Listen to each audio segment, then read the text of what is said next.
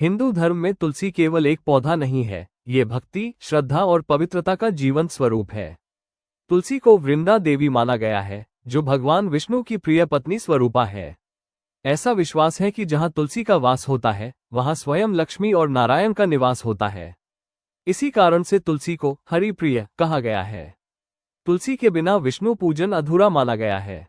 भगवान श्री कृष्ण और श्री राम को तुलसीदल अर्पित करने से भक्त की प्रार्थना तुरंत स्वीकार होती है। तुलसी विवाह की परंपरा भी यही बताती है कि तुलसी किसी साधारण पौधे की नहीं, बल्कि देवत्व की मूर्ति है।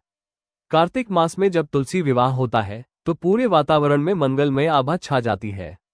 तुलसी के आंगन में होते ही घर का वातावरण पवित्र और शांतिमय हो जाता है। कहा जाता है कि तुलसी का पौधा नकारात्मक शक्तियों को दूर करता है और दिव्य ऊर्जा का संचार करता है। सुबह शाम तुलसी के दीपक से निकली ज्योति पूरे वातावरण को आलोकित कर देती है और मन में भक्ति की ज्योति प्रज्वलित करती है। आयुर्वेद में तुलसी को अमृत कहा गया है। इसका पत्ता केवल रोगों से रक्षा ही नहीं करता, बल्कि तन और मन दोनों को संतुलित करता है। तुलसी का रस ज्वर, श्वास रोग, सर्दी जुकाम और पाचन संबंधी विकारों में अमृत समान है। यही कारण है कि इसे घर की वैद्य कहा जाता है। तुलसी पवित्र है क्योंकि वो केवल पौधा नहीं, बल्कि देवी का स्वरूप है। तुलसी हमें धर्म, स्वास्थ्य और आध्यात्मिकता तीनों का संगम प्रदान करती है।